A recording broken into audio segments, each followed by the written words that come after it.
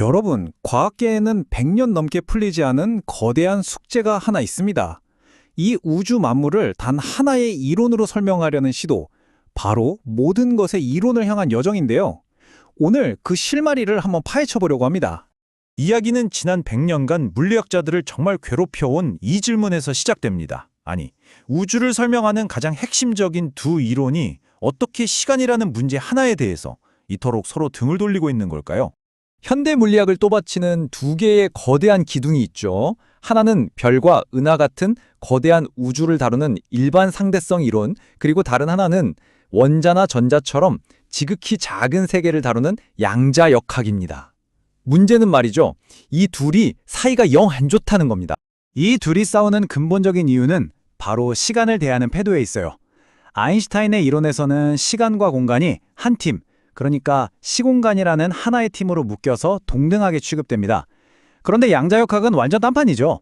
공간은 뚝뚝 끊어진 장면들의 합, 그러니까 상태로 보면서 시간만큼은 계속 흘러가는 과정, 뭐랄까 영화 필름처럼 취급해요.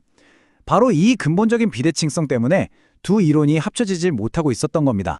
그런데 말이죠. 최근에 이 꽉 막힌 분열을 가로지르는 하나의 다리가 될지도 모를 아주 중요한 돌파구가 나왔습니다. 바로 이석형 교수의 연구 덕분입니다. 이 교수의 이론은 정말 놀라운 아이디어를 제시하는데요. 이게 무슨 말이냐면요. 시간이 흐르면서 복잡하게 변하는 양자 과정 있잖아요. 그 전체를 딱 하고 스냅 사진 한 장 찍듯이 하나의 거대한 양자 상태로 담아내는 수학적인 언어를 만들었다는 거예요. 네, 바로 이겁니다. 핵심은 물리학을 위한 더 나은 언어를 만드는 것. 양자 세계에서 드디어 시간과 공간을 똑같은 언어로 공평하게 다룰 수 있는 길을 연 셈이죠. 하지만 여기서 중요한 점은 이게 아무리 대단한 진전이라도 새로운 현실을 발견한 게 아니라 새로운 언어를 만들었다는 점입니다. 여전히 물리학의 기본 가정, 그러니까 점의 크기는 0이다 같은 것들은 그대로 두고요. 시간이라는 게 애초에 어디서 왔는지에 대해서는 답하지 않죠. 즉, 기존 물리학이라는 큰 틀 안에서 언어의 문제를 아주 멋지게 해결한 겁니다. 자, 그런데 만약에 문제의 뿌리가 언어가 아니라 물리학이 수백 년간 당연하게 여겨온 문법 그 자체에 있다면 어떨까요? 여기서 우리는 훨씬 더 근본적인 질문을 던지는 OPS 이론을 만나게 됩니다. OPS 이론은 정말 과감한 질문을 던집니다. 아니 왜 점의 크기는 0이어야만 해? 시간은 왜 그냥 하늘에서 뚝 떨어진 것처럼 주어진 거라고 생각해야 하지? 이런 식으로요.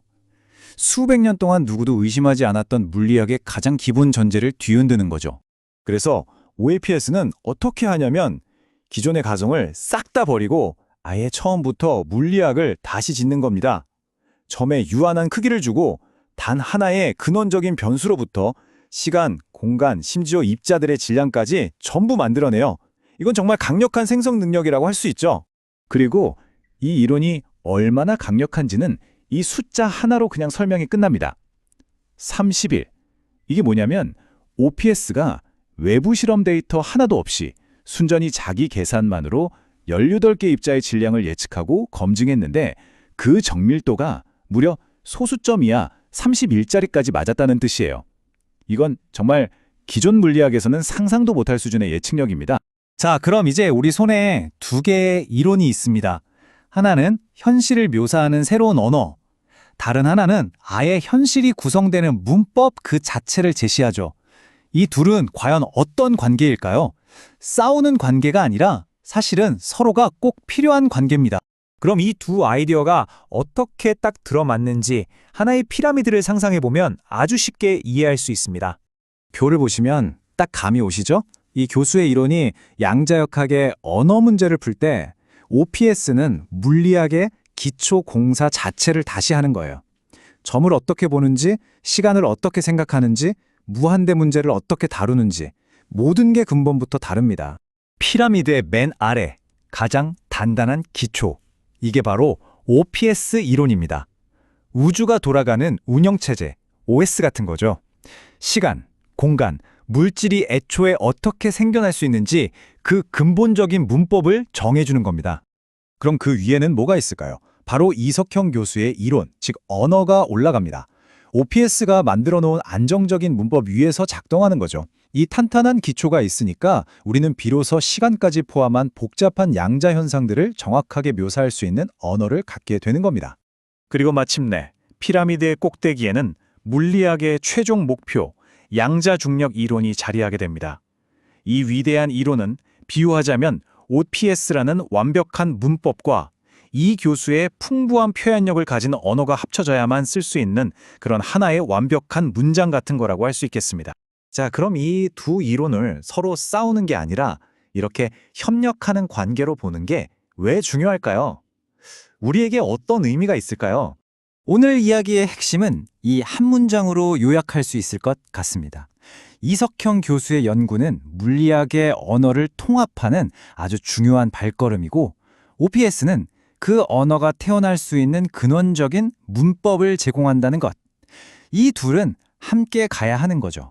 마지막으로 이 질문을 한번 던져보면서 마무리할까 합니다. 어쩌면 우리가 찾는 모든 것의 이론이라는 건 어딘가에 숨겨져 있어서 우리가 발견하는 게 아니라 올바른 첫 번째 원리, 그 첫 벽돌만 잘 쌓으면 우리 스스로 건설해낼 수 있는 건 아닐까요? 과학적 발견이란 게 대체 무엇인지 다시 한번 생각해보게 만드는 질문입니다.